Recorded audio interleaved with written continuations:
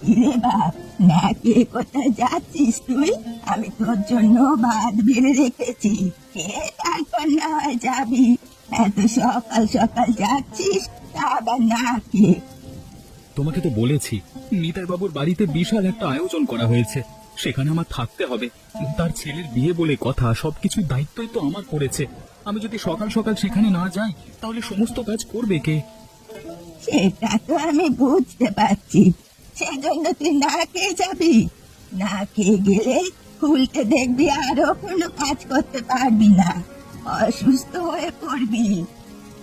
আরে মা, তুমি আমাকে নিয়ে এত চিন্তা করো না। আমি সেখানে গেলে খাবারের অভাব থাকবে না, কিছু না কিছু খেয়ে নিতে পারবো। এখন ভাত খেতে পারবো না। আর হ্যাঁ, তুমি কিন্তু সেখানে চলে এসো, দুজনে একসাথে বসে খাবো। তুই যদি সেখানে কাজে ব্যস্ত থাকিস তাহলে? তাহলে কোনো সমস্যা নেই, তুমি সেখানে গিয়ে খেয়ে নেবে আগে, তারপর না হয় আমার জন্য অপেক্ষা করবে। দুজনে তারপর একসাথে বাড়িতে ফিরবো। আচ্ছা ঠিক আছে, বাইরে কিন্তু বৃষ্টি পড়ছে, ছাতা নিয়ে যা।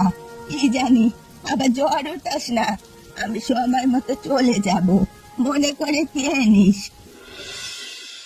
কিরে রোহিত, এত দেরি করে আসলি কেন? তোকে না বলেছি সকাল সকাল যতটা সম্ভব তখন চলে আসবি?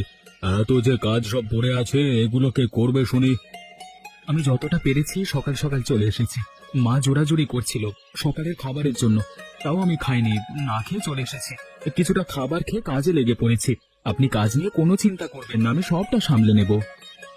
না না, তোর খাওয়ার কোনো দরকার নাই, সমস্ত কাজ এখনো পড়ে আছে। ও কিনা খেতে যাচ্ছে, খাওয়া দাওয়া পরে করবে, আগে সমস্ত কাজ সার। এই, যদি আগে কিছু না খাই তাহলে কাজ করব কিভাবে? শক্তি তো থাকতে হবে গায়ে। সারা বছর আমার এখানে পড়ে পড়ে ঘুমিয়েছিস আর খেয়েছিস, আজকে কাজের সময় বলছিস খাওয়ার কথা? আচ্ছা ঠিক আছে বাবু, আপনি এত চিন্তা করবেন না। আমি বললাম তো, সকল কাজ আমি একাই গুছিয়ে নেব। দরকার হলে আজকে সারা দিন আমি না খেয়ে থাকবো, তাও আপনাদের কোনো কাজে ব্যাঘাত ঘটবে না। আপনাদের নুন আমি খেয়েছি, আপনাদের কাজই তো আগে করব, খাবার না হয় পরে খেয়ে নেব। আমি তো তোর কাছ থেকে এটাই শুনতে চেয়েছিলাম। তুই কি সুন্দর কাজের ছেলে, সবসময় কাজ করিস।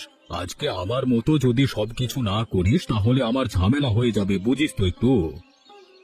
আপনি যান, ওদিকটা সামলান, এদিকের যত ব্যাপার আছে তা আমি সামলে নিচ্ছি।